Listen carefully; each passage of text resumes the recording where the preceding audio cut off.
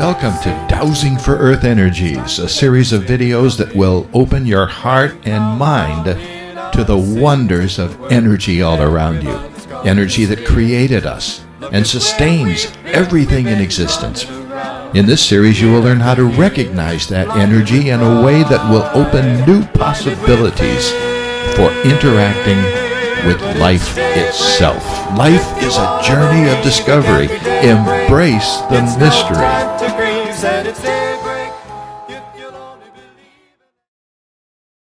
For many years, I was skeptical of folks who dowsed for water with rods, pendulums, or willow sticks. I had watched a few dowsers at their work, seen the rods or stick move or plunge downward, and tried to figure out how they were doing it. I had been told that some well drilling companies won't even drive to a property without hiring a dowser to tell them if there's water present and where to drill. But to be honest, I thought it was all poppycock. Nevertheless, one day I decided to try it myself. Why? I don't have the faintest idea. One moment I was a skeptic. The next, I wanted to try it.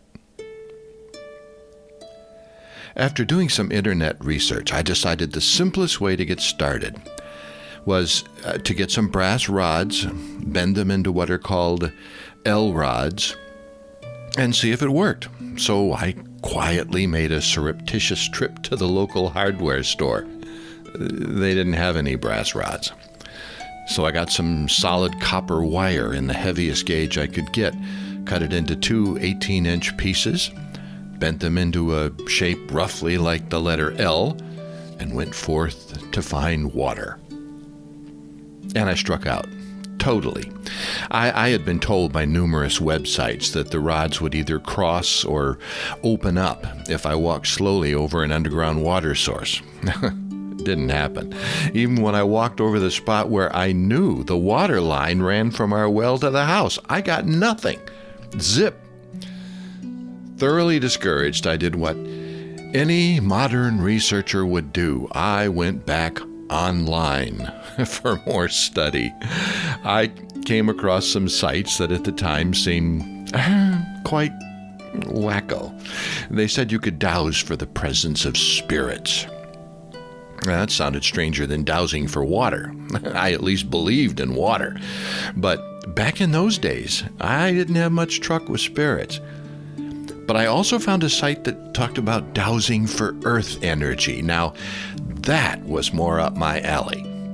While skeptical about certain human practices like dowsing, I had always been a confirmed nature mystic. So, armed with my L-rods and feeling only a little foolish, I started off across sections of our woods trails and the small yard we recently cleared from the forest around our home. There, right in front of our house, I received the shock of my life. While concentrating as best I knew how, I took the step that probably changed me forever. One step, nothing. Another step, the rods suddenly crossed, all by themselves. And this in the hands of someone who up until that moment had been highly skeptical. I stepped back and tried it again. Same thing. I straightened them out in my hands, walked a little further. Few steps, they moved again. It was almost as if I was crossing a stream from one shore to the other. When measured, the apparent river of energy turned out to be about 85 inches wide. When I came from one direction and reached the shore of the energy, the rods crossed. When I crossed over and came back from the other side, they crossed again. I asked whatever powers that be if this was an underground stream, kind of a prayer to whom it may concern. Maybe I had found water, but no. When I stepped onto the area with water on my mind, nothing happened. The only way I could get the rods to move by themselves was to concentrate on earth energy. Quietly and only to myself, I asked someone or something or whatever which direction the energy was flowing. Both rods slowly turned to the southeast. When I asked which direction the energy was coming from, they slowly turned to the northwest. I walked about 50, 60 feet upstream, so to speak, and tried again. Same thing, 85 inches across. I drew an imaginary line through our house, lined up a tall tree for bearings, and went around to the backyard, tried again. There, too, I continued downhill, taking bearings on trees so as to keep a straight line, and kept measuring every place 85 inches. Same results. I had discovered a perfectly straight line of energy that ran through our property from northwest to southeast. I had, in fact, discovered a ley line, or what is now more and more being called an energy ley. Since that time, I have traced the line on a topographical map and dowsed it out as far as at least a mile in both directions. Sometimes it takes a little walking to find it, even with a large-scale map. But when I do, 85 inches every time. I've also extended the line cross-country on a road map and was amazed to discover the number of Native American sacred sites it bisected.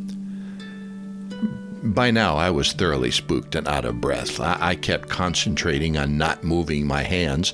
I even tried to get the rods to stand still, but every time, without exception, even trying it with my eyes closed so I wouldn't know when I came to the edge of a line, when I crossed the flow of that powerful earth energy, the rods crossed of their own accord. I couldn't make them not do it. It was as if they were hitting a wall and collapsing in on themselves. Once the ice was broken, the skeptic converted, so to speak, the sky became the limit. I could ask for the presence of water, and the rods would cross whenever I stood over an underground source. I could even deduce the direction of flow and determine by a series of bracketing questions how deep the water was. I stood over our well, for instance, and figured out how many feet down it was. When I checked the figures left by the driller, I found I had come within 5 feet. Over and over again, with expanding confidence, I discovered that there was almost no limit to what I could discover about the magical outdoors that I had lived in all my life. I delighted in asking a question to which there was no way to discover the answer until I could verify it after the fact. And I have rarely been disappointed. All my life, I had heard people who had the reputation of having a green thumb swear that plants grew better when they talked to them. I had even seen some verifiable scientific experiments done in this field. Imagine my surprise when I discovered that trees had auras, circles of energy around them. As an experiment, I doused the aura energy surrounding a small cedar tree that we were particularly fond of and decorated with lights each year at Christmas time. I discovered an energy aura about 6 feet out surrounding the tree. Then, when I was sure no one was looking, I actually talked to and, yes, hugged the little thing. I let it know it was loved. When I then doused it again, the energy aura had expanded to 3 times the original distance, 18 feet. Over the course of many, many months, I repeated the experiment with different trees and plants, always getting the same result. Then I moved on to people. Once, with my heart in my mouth, I doused the aura of a close friend and neighbor, not telling her what I was doing. I doused an aura that went out about 4 or 5 feet in a circle around her. Then I asked her to close her eyes and meditate deeply for a few minutes. While she was immersed in meditation, I dowsed her aura again. It had expanded to almost 20 feet. From that moment on, I have never doubted the results of hospital experiments that determined that intercessory prayer works. Something seems to change and affect our personal energy when we pray, meditate, or otherwise intentionally focus on positive thoughts and emotions. I had this proved in living Technicolor once when I heard my wife singing at a medicine wheel we built in a valley down below our house. She often goes to this large stone circle to sing and intentionally send thoughts, wishes, and prayers out to the universe.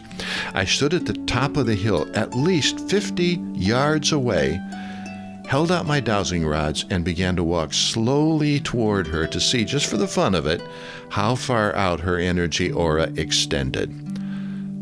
The rods started rotating in circles. I was at least 50 yards away and had trouble holding them still. Now, that's the power of prayer. Is there energy out there of which we are not usually aware? Yes. Can we douse that energy to discover its presence? Yes. But how do we do it? That's the subject of our next video.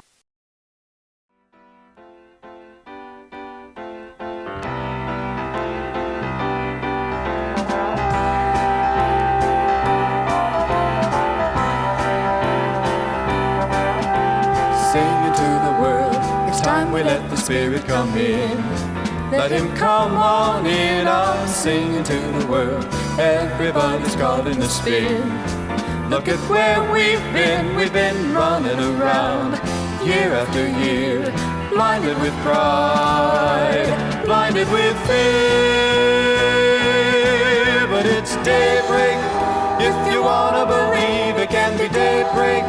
It's no time to grieve, said it's daybreak, if you'll only believe and let it shine, shine, shine all around the world.